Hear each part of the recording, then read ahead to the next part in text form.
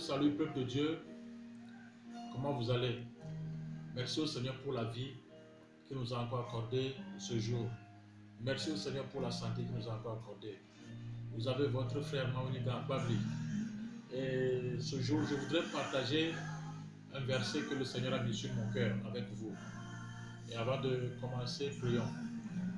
Adorable Père, nous voulons te dire encore merci ce jour. Merci pour la santé que tu nous donnes. Merci pour la vie, le souffle de vie que tu nous donnes.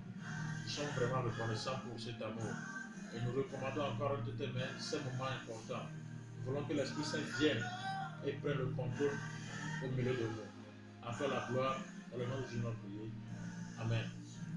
Bien-aimés, nous voulons partager avec vous ce verset dans le livre de Genèse.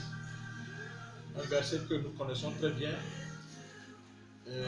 Genèse chapitre 1, verset 1er. La Bible dit: au commencement, Dieu créa le ciel et la terre. La terre était informe et vide. Il y avait des ténèbres à la surface de l'abîme. Mais l'Esprit de Dieu planait au-dessus des eaux. Écoutez le verset 3 qui dit: Dieu dit que la lumière soit, et la lumière fut. Bien-aimés, ce verset déjà nous montre que c'est Dieu le créateur de toutes choses. C'est Dieu qui a créé ce monde, les cieux, la terre et tout ce qui y trouve. Mais dans le verset 2, nous allons voir que dès le début de la créature, le monde est rempli des problèmes. Le monde est rempli des difficultés. On nous dit que les ténèbres étaient à la surface de l'abîme.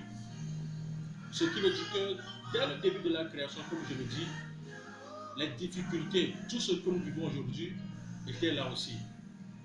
Mais si nous venons un peu à la fin du verset 2, on dit l'Esprit de Dieu planait au-dessus des eaux.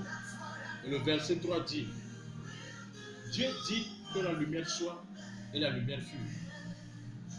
La lumière est là pourquoi? Pour chasser les ténèbres. Ce qui veut dire que les problèmes que le monde contenait, Dieu a vraiment créé le monde. Mais Dieu n'a pas voulu que le monde soit dans ces problèmes. Dieu n'a pas voulu que les ténèbres recouvrent la terre. Dieu n'a pas voulu que les difficultés soient sur la terre. C'est pourquoi le verset 3 nous dit que Dieu a juste dit. Dieu a juste dit un mot, que la lumière soit, et la lumière fut, pour faire du bien à la créature, pour donner la solution à la créature. Voyons vraiment que Dieu est toujours amour. Dieu est toujours très très amour envers tous ses enfants. Et ce matin, ou bien ce jour, je voudrais toujours attirer ton attention que notre Seigneur, il est toujours là. Celui qui t'a créé, celui qui nous a créés, il est toujours là. Il est toujours prêt. On dit que l'Esprit de Dieu planait au-dessus des eaux. Est-ce que nous qui sommes la créature de Dieu aujourd'hui, est-ce que vraiment l'Esprit de Dieu habite en nous? Est-ce que tu as le Saint-Esprit? Est-ce que l'Esprit de Dieu est en toi? Pour que si Dieu va parler, quand Dieu va parler, pour que ton corps, ton âme, ton esprit puisse écouter la voix de Dieu.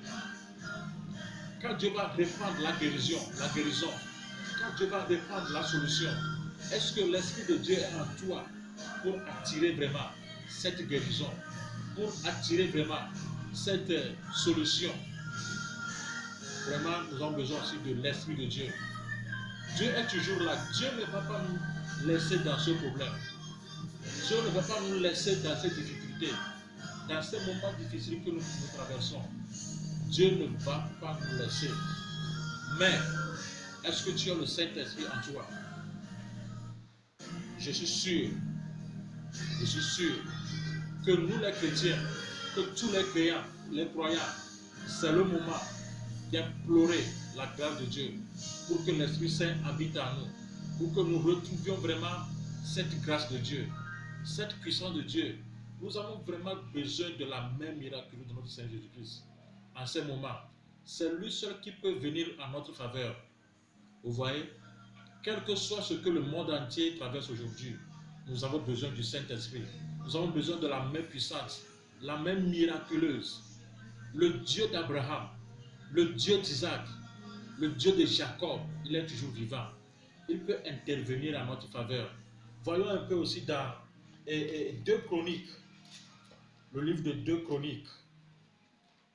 Le 2 Chroniques chapitre 7, le verset 14 nous dit, Chronique 7, 14 nous dit, si mon peuple, ce qui est invoqué, mon nom, s'humilie, prie et recherche ma face, s'il revient de ses mauvaises voies, moi, je l'écouterai des cieux, je lui pardonnerai son péché et je guérirai son pays.